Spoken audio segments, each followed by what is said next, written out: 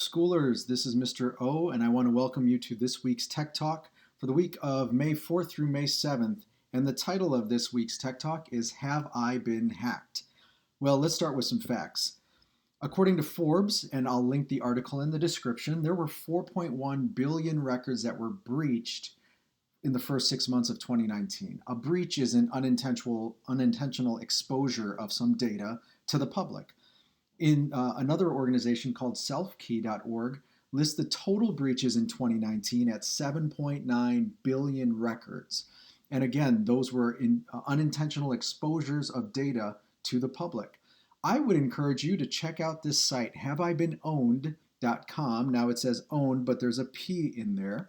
And so if you go to haveibeenOwned.com and if you type in your email address and you just check whether you've been owned, it lists out that this email address is associated with 3 sites that have been breached.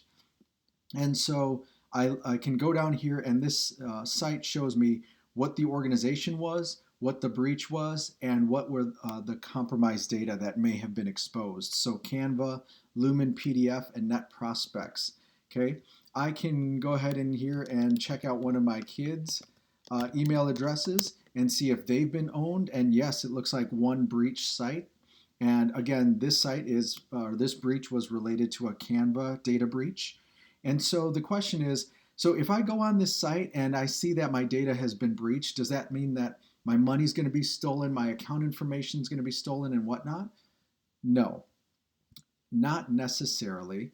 But what it does mean is that there is a risk of that happening. So if there's a risk, we've got to mitigate that risk. And one of the best ways to mitigate or reduce that risk is through password security. Now, I know that's not a really cool thing, but password security is one of the best ways that you can minimize your risk of getting hacked. There's 3 things that I would advise for password security. Number 1, create and use a secure password. Number 2, use a password manager. And number 3, use something called 2-factor authentication, which I'll show you later. Number 1, create a secure password. If you're using the same password that was issued to you in the lower school, I will tell you right now, it is not secure. I will link this list from Forbes magazine of the 100 worst passwords. You can see that many of these passwords, these are passwords that people are actually still using, and these are passwords that are getting hacked into all the time.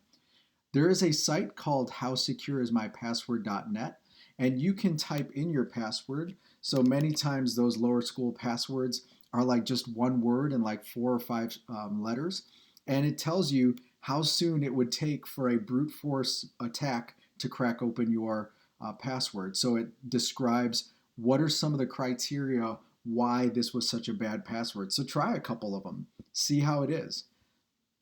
So what can you do to create a secure password? Well, I would say this is, as I mentioned, brute force attacks can run 4 billion calculations per second. So if you had 6 or fewer characters in your password, well, that can get cracked in 3 minutes.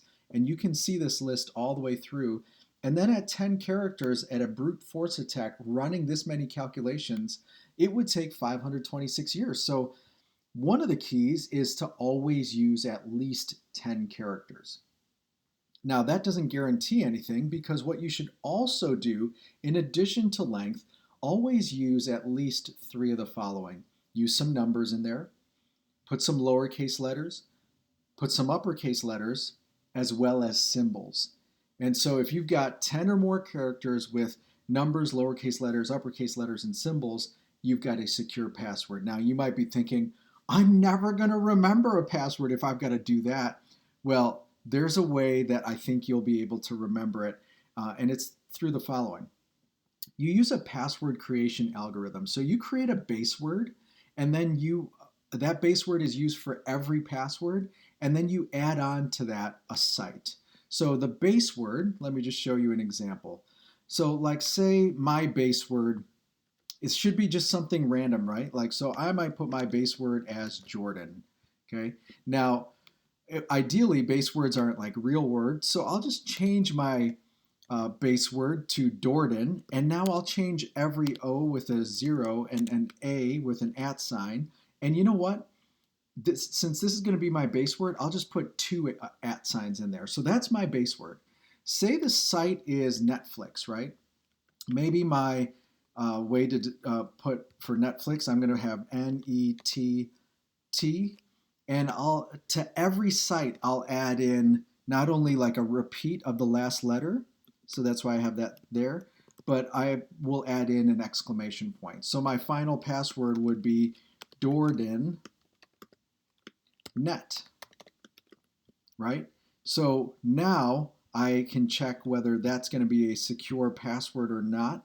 I can just go to how secure is my password, put that in there, and 34,000 years. That's a strong password. So again, like if I went back here and my base word is always going to be Dordan, and maybe it's Romanet, maybe it's the Latin school Romanet page, right? So instead of just typing in Latin, I'm going to follow my kind of rules.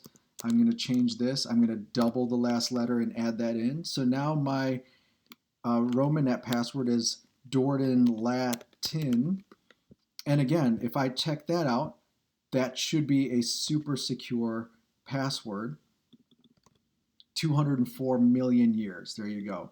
So that's one way that you're going to make a password that actually follows that. Use a base word plus add on to the site. Next, I would advise that you use a password manager. A password manager is like a vault that stores all your passwords. Now, you might be thinking, well, what if somebody breaks into the password manager? Many times those password managers are saved locally, so it's just only on your device. So yeah, if you, no one's going to be able to break in because it's just living on your device, but you're going to have to, if you get a new device, you're going to have to install that password manager on that new device. So again, I'll link these here. Here's some of the best password managers. I use this one right here, 1Password. It's been great, no issues, it's free. And most of these password managers are free, so I would advise that you use that. Last but not least is I would say to sign up for two-factor authentication. And so two-factor authentication is a way in which you not only do you have to put in your password for a particular site, but it sends a notification to your second device like a phone, and it says, are you trying to sign into this? And so for example, if I'm trying to sign into Romanet on this computer, right, it's going to ask me, and I'm trying to sign in here because I have 2FA going. Because I have 2FA going, it's going to ask me, or it's going to send another notification. So it's going to say, I've got two-step verification going on, and on my phone it looks like this, and it says, are you trying to really sign in? So here's how you set up your 2FA. You're going to go to like Gmail or whatever it is, go to your Latin School Gmail. If you click on your icon right here, you can click on Manage Your Google Account, and it takes you to this page right here. And what you can click on is Security, and then right down here, two-step verification. And then it'll ask you, like, set it up on which phone, so that whenever you log in somewhere, it will ask you to authenticate using that phone, okay? So those are three things that I wanted to just highlight for you for password security. Create and use a secure password, use a password manager, and use 2FA. I want to remind you that Thursday, May 7th, 2020 is National Password Day. Yep, there is such a thing. So I'd encourage you in light of that to make a secure password. And last but not least, every Wednesday from 3:30 to 4, we're learning about offensive cybersecurity, participating in a Capture the Flag competition. Here's the Google Meet link. It's linked in the description. And this Wednesday, we're going to participate in the NYSERC Middle School Capture the Flag. That's it from me. Hope you and your family are well. Stay safe. Talk to you soon.